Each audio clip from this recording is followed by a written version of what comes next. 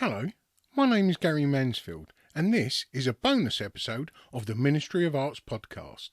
Now, as ever, let's begin by banging these bongos.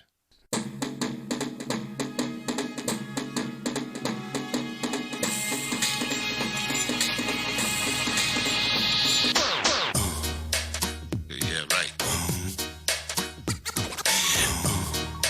Crazy. Hello and welcome to bonus episode number 31. Today I'm speaking once again to a very good friend of the podcast, Ben Oakley, of the Ben Oakley Gallery in Greenwich Market. Ben was one of the very first we had on the podcast, telling us how we founded the gallery. For several reasons, which Ben will speak about in this episode, the Ben Oakley Gallery has moved site, although still in Greenwich Market. So Ben tells us about this new phase of the bog, or the Ben Oakley Gallery, about its soft opening with a group show of previous artists, and, more importantly, the first solo show of its programme, which happens to be with another friend of the podcast, Duncan McAfee, who appeared on episode 176. So what we have here today is the first, I think it's 12 or 13 minutes I'm speaking to Ben about the gallery, and then straight after that I'll be speaking to Duncan about the work he's got going into that exhibition and what is in the world of Duncan McAfee in the immediate future. So please, come with me as I spoke to Ben Oakley, founder and namesake of the Ben Oakley Gallery, shortly followed by Duncan McAfee. Okay, so this morning I'm with Ben Oakley from the Ben Oakley Gallery. Hiya, Ben. Good morning. How are you, sir? You good this fine spring day? Yeah, it's a nice bright blue sky, so let's hopefully it will continue. And it's nice to see you above ground level. We're here today. We're speaking about the Ben Oakley Gallery. It's just shifted, or it's reopened, or had a bit of new life pushed into it. Just tell us a little bit more about that, Ben. Well, after sort of 12 years in the old bog, as we called it, we still are the bog, the Ben Oakley Gallery, but been there for 12 years. The last sort of couple of years were slightly uncertain because the landlord wouldn't renew our lease, basically. So we're always on this rolling lease, even though they told us it was the same as our lease. So there's nothing to worry about until they brought in their new sort of management company. So we should say it's Greenwich Market. Yeah. So basically the line is it's Ministry of Defence, and then it goes Greenwich Hospital Trust, which is charity. From that charity, then you have the management company who look after all the buildings, which is so much in Greenwich. Yeah. So Knight Frank are bought in to get as much money as they can for Greenwich Hospital. That's their job. Yeah. It was very nerving the last sort of couple of years. And you just can't settle as a business and project and push forward. And a lot of our business is done 6 months in advance. Well, it's a shame because I'm not just saying it because you're here, but it was possibly the friendliest gallery that I've known of, that's for sure. Well, that's really nice. It just brought a big smile to my face, because not having any real training in this field, apart from working in the creative industry for all my life, from film to mosaics, furniture design, interior design, I think I came into the business knowing what it was like when you were knocking on doors myself. And you're coming up against someone, you haven't seen them, you're cold, it's cold, and you're like rejected, which is part of the artist's sort of acceptance. That's what you're going to have to put up with. But I just wanted to make it a little bit more interesting, as in giving people a chance that didn't have a chance, and not all of them, some of them were just very successful. And I think that's what happened with us. First of all, our rule of thumb was whatever art we take in the gallery, we'd have in our house at home. So that way we can genuinely talk about the artist and the artworks with a passion, rather than it being just a product on the shelf. Yeah. Because they've got 1 million followers here, and it was just stuff that we liked. And then I'm saying we because obviously I have to get it past Mrs. O to bring it in the house. But that's how it is, and that's why it becomes a genuine place, I think. And I'm well aware that just before lockdown, it's when they started sort of moving and adjusting things financially and breathing down your neck, as they were with everyone else. And then you made it through lockdown and COVID, and then it sort of come to a head just several months ago, and you finally had to shut the door from one bog and open a new bog door. Tell us about the move, Ben. Well, it was very frustrating because it was really coming to an end, because I was thinking, right, I'm going to just try and find somewhere else. And I had been looking elsewhere anyway. You know, I'd already been in talks with Ulf, who is the barber, Walk's barber, about a year beforehand. We were trying to look for an ideal place where he could set up on one side, you know, like a double-sided fronted building with a door in the middle. He can have the chairs on one side and I'll have a bit of art behind him, and I'll have the gallery on the right. And this is something we're all, you know, we've been talking about. Lots of companies are going to have to sort of box clever in future because the rents and rates are getting so expensive. So let's just split it. You already get cafes that of a daytime they're a builder's cafe, if you like. Of a night time they might be a Korean restaurant. Yeah. Exactly. Yeah. It's a brilliant way. You know, you're cutting down 50% of some of your costings. Exactly. And, you know, it's one of the things I worked out as well. It was absolutely dead in there, in that market from Monday to Wednesday. I never used to go in. I didn't open. It wasn't worth it. It wasn't worth putting a manager or someone in there because no one came in. You were lucky to sell something during the week. It was unfortunately a bit like that. So I worked it out. Hold on a sec. If I don't go into work 3 days a week, so you add that up, it's about 3 months a year where you're shut. Yeah. So that is exactly what those cafes and Thai restaurants and all the rest of it are doing. Because it's shut doesn't mean that you can't operate out of there. I mean, you've got to make it work for each other. So anyway, this all happened, and you know, I said to Wolf, "Oh look, I'm going to leave." He said, "Look, got this basement. Let's see if we can do something with that." You're in one passageway at the end of Greenwich Market, and Mark is just pretty much in the very next passageway, isn't he?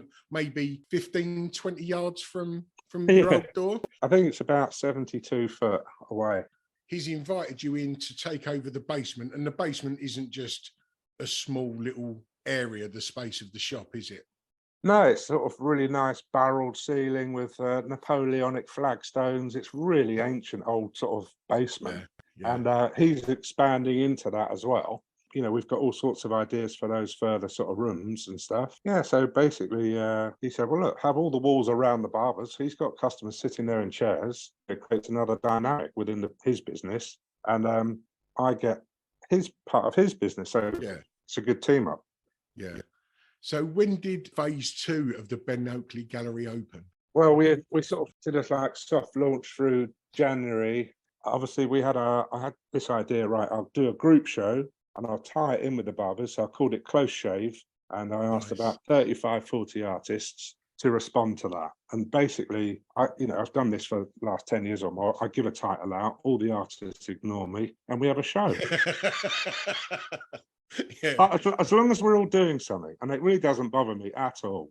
Some come in and they are as literal as can be, and others are the opposite end of the scale, but that's the work they have ready, available, and whatever. And it's just a big family, I think, of artists who enjoy it. I assume they enjoy it because they've been coming back for a while. But it's working, isn't it? That's for sure. And you've got your first solo show going in there at near the end of April, 21st? Yes, right, 21st on the Friday, and I have to thank you for that as well, introducing me to Duncan McAfee, and I'm really looking forward to that. It's been a nice sort of ergonomic sort of relationship, him coming to a show and seeing the buzz of the old place, and then keeping in contact, and that's what I think artists have to do, just keep in contact, keep in front, especially with me, keep in front of you, and then things sort of happen. Notorious for the forgetting things, but then that sort of ties in with the show title of this one, which is called The Ebbing Curve of Forgetfulness, which was a phrase I learned through a guy called John Higgs. I don't know if you remember when we did Monster with Giles Walker. We had John Higgs as a public speaker on one of the boats for the launch, and he wrote a book on the KLF, and then I subsequently reading a book called Stranger Than We Imagined by him, making sense of the 20th century. And within that, it sort of went on about Marcel Duchamp and the urinal that R.J. Mutt came up with, and then he didn't actually come up with that idea. And this ebbing curve of forgetfulness is about information that over time, you either put yourself in the forefront as if it was you, like he did there. And I'm talking to Duncan about this. I thought that was almost like his work, the way he creates work, then cuts it into different sections, Yeah, repositions it, paints over the top. So you can never really remember what the first one was, but there's no, still a no. resemblance. I really enjoy that, his practice, and I think it's going to be a wicked show. Well, Duncan was on the Ministry of Arts episode 176. Right. I, like you, saw his work. It draws you in, it's captivating, it's fun, it's serious. And I knew that, well, I said to him, go down to Ben, tell him I sort of more or less sent you down there, and say hi, because I knew it would work. He's a sort of urban artist, he's a fine artist, he's a cartoonist, he's an everything, isn't he? Well, definitely. I mean, his influences, if you look at it, is Picasso, Bacon-esque, it's pop art, it's expressionism, it's abstract. And that's the good thing about it. There's something for everyone in those. And he's been deconstructing those paintings. I just liked what he was doing. And that's one of the prerequisites. You've got to like the artist. You've got to like the art. Yeah. I'm not going to take someone I don't like in the gallery, because I did that at the very beginning. It has to be genuine, and hopefully that's why you said it's a friendly gallery, because it's a genuine gallery. Yeah, cool. And then obviously you've got to mention Marcus Harvey and that Terps Banana off-site program, which he's involved with. Yeah. And Marcus is a friend of the gallery, and through Ray Richardson, and he's going to have a show later on in the year. So yeah, I just love all these connections. Yeah, brilliant. There's just loads to be learned, society sort of wise as well, about how forgiving and accepting our world is. Do you know what I mean? Yeah. And it's a nice environment to be in. Now you've told about the Ben Oakley Gallery shifting slightly within Greenwich Market, I'll speak to Duncan sometime soon about what he's putting into the exhibition on the 21st. We'll paste them both together and put it out a few days before. Yeah, it's going to be a really good show. I've already hung it in my head, so I know the paintings that he's putting in. Yeah, already he's working away like a beaver, getting it ready. Good lad.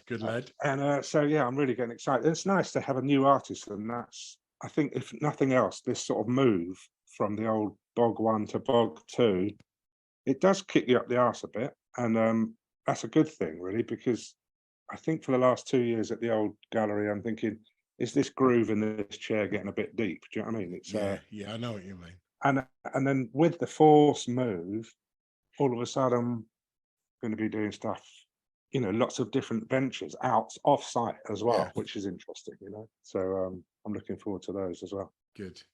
So Ben Oakley Gallery number 2 has opened. It's on its way. You've had your group show. You've got Duncan McAfee on the 21st of April.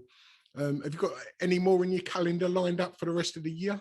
So we have, after Duncan, is Matteo Giantini, who's an Italian Dadaist who we've shown before, and is phenomenal. I love his stuff. Then followed by David Bray, which will be a drawing show, stuff that no one's ever really seen. Brilliant. And we know how talented David is. He's one of my favourites. Oh, me too. It's a dangerous artist to fall in love with work-wise, because you end up just with empty pockets. Yeah, and then obviously Ray Richardson has a drawing show at the end of the year. But we've got a nice little thing up, a show called Three Cities coming up, which will be Manchester, Birmingham and London. And nice. that's the working title. And that's me, Dave and Ray.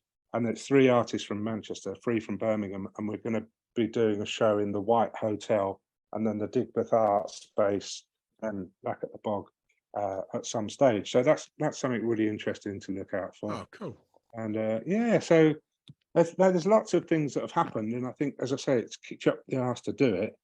We're doing a drink and draw thing, which is life drawing with wine, which is good fun. Yeah, I'm excited about sort of bringing the new artists. I'm meeting new artists like Colin Barnes and Francis Plowden. And good on you. Right then, mate. Well, that's about all of my questions asked. And thank you. The very best for the 21st. Well, thanks very much, and we'll see you soon. Cheers, Gary. Last week, I spoke to Ben Oakley about the move of his gallery from Okay. one part of Greenwich Market to literally just round the corner. Yeah. And he mentioned that his first solo show was with you, Duncan McAfee. Brilliant. So could you start by telling us, Duncan, the name of the show, when the show is, and what it is you're going to be adorning the walls with? I'll read out the flyer. Okay. Oh, good move. Yeah. No, well, the show's called The Ebbing Curve of Forgetfulness. Nice. And I really like the title because it came out of the conversation I had with Ben when he came around the studio. We were talking about my paintings and me being kind of the way I kind of put together bits of things. I kind of talk about it like misremembered bits of other paintings that are kind of stuck together. And we were talking about Russell Hoban's book, Ridley Walker, and their kind of the way he talks about this weird mythological belief system that's built out of all these found bits in a sort of post-apocalyptic world. They've built this belief system around a punch puppet that they found, and a bit of stone from Canterbury Cathedral, and a pamphlet about a painting, and but they're all kind of broken and put together a bit wrong. And it's, I don't know, it's quite beautiful about that. Anyway, so then we were talking about that, and then he said, "Oh, it's like the ebbing curve of forgetfulness." And he I can't remember where it came from. Maybe it was one of the guys from the KLF, one of his writings about something. Anyway, I looked it up, and it turns out it's the Ebbinghaus curve of forgetting, which is actually a scientific model for the way that memory works and how you lose. There's a kind of a curve of how you lose memory and how you can kind of work. Anyway, fitted perfectly with what we were talking about. So it's I thought that's it. That's the title for the show. Brilliant. So yeah, it's called The Ebbing Curve of Forgetfulness. Private views 21st, Friday the 21st from 7, and then the show runs from there. And I think it's open Wednesdays to Sundays, and it's open till the 21st of May. So running for a month or so, and that's on 2 Nelson Arcade in Greenwich, just off the market. Yeah. And what have you got going into the show? Well, it's a mix actually. There's a couple of some big paintings that I did. The newest stuff's kind of from last summer, and then a bunch of drawings, and then Ben wanted to kind of almost do a little. It's almost like a little retrospective of the last sort of 5 or 6 years. I think the oldest stuff is 2017. So there's some of the exploding heads, which I think you saw first off when you started following me. And I've got some really nice, a nice new run of prints of those actually, which I'm going to stick in the show. Nice. So they'll be available. Beautiful on Hanamula Photo Rag or whatever it is. Really nicely done. What edition are they in? I think we're going to do them. Yeah, it's 30. Nice. But yeah, they look beautiful. The colours really pop, and I'm kind of excited. I kind of definitely want to keep a few for myself. Yeah, it's got to be good if that's what the artist is saying. I've been framing it all myself, float framing, really nice. I don't know, maybe if this doesn't work out, I can always just go into framing. It's weird because I think last time I spoke to you, it was maybe around this time last year, a little bit later. I can't remember. I think it was. I went to have a look to see what number it was, and it was episode 176, and it was round about this time. I think it was the 1st of June. Okay, all right, so a little bit later, but it was not long after I'd done that show up in Suffolk. That's right. Yeah, I kind of straight after that I was like, right, I need to take some time out, have a little quiet patch, which I kind of did, and I've been doing the Terps Art School, doing the off-site painters course there, and having had a really busy year last year, kind of really decided to sort of focus on the studio and be a little bit more reclusive for a few months. Good. Have you finished with Terps? Yeah, I'm finishing my 2nd year now. That's another thing that's coming up actually. We've got the Terps Offsite Painters Show down at Thameside Gallery, nice. On the Warpside Road, down near Woolwich Dockyard. Yeah. It's a big group show I'll be in. That opens the week after the Ben Oakley show on the 27th, from 5 to 8 p.m. That's in handy. fact. Yeah. And actually, if anyone's interested to come and see that show, I'll be invigilating in the space on the 29th of April on the Saturday. So if you fancy a trip down to Woolwich and come and see a show, I think there's 38 painters in there. big group show. It's quite a big space. Have you been to the space before? I have, yeah, a few Yeah. times. It'll be an interesting show. There'll be something for everyone in there. There's enough people. And if anyone doesn't know the Thameside studio area, it's a great hub for artists, isn't it? Yeah, there's loads going on down there. And I know Terps has its kind of sculpture school thing down there as well. They've got they run that the mass program out of there as well. Yeah, So I think there's about 500 artists down there, something like there's that. a lot of studios. I know a few people in there. Have you got anything else lined up for the rest of the year? There's a few things going on actually. Having come out of this kind of fallow period, suddenly everything started kicking off.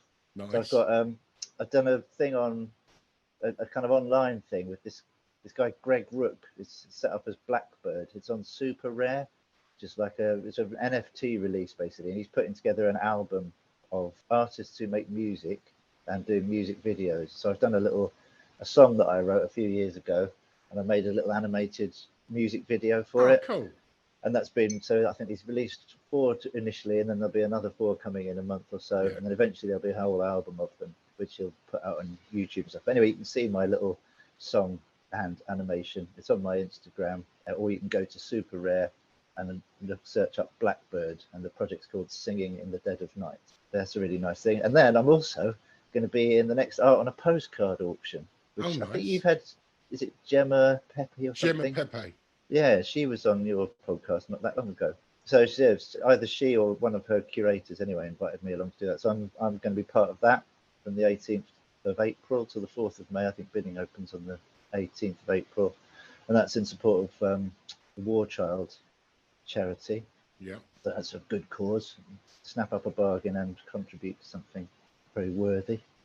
And that's, I think, about it. But yeah, enough to keep me busy for a few weeks anyway. Yeah, but good. Oh, look, I'm looking forward to seeing you down there on the 21st then. I definitely will be. Right, so just as we finish, could you just tell us the title of the show, the dates of the show, and where to find the show? Yeah, so the title of the show is The Ebbing Curve of Forgetfulness. It's a solo show by me, Duncan McAfee.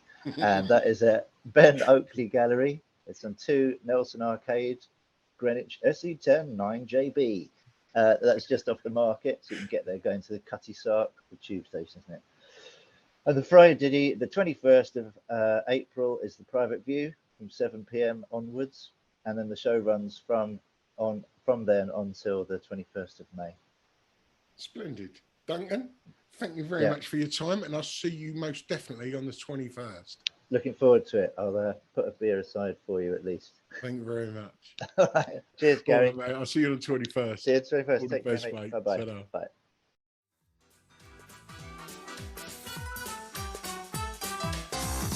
If you've got an exhibition or any other creative project within the arts, or even just want to promote your own artwork, you could do that in podcast form, similar to the one you've just listened to. They start at a convenient price point that is comfortable for any artist working on a budget. This podcast itself is created by working artists, and we know how important that is. So to find out more information, you can email us on ministryofartsorg@gmail.com or on Instagram @ministryofartsorg.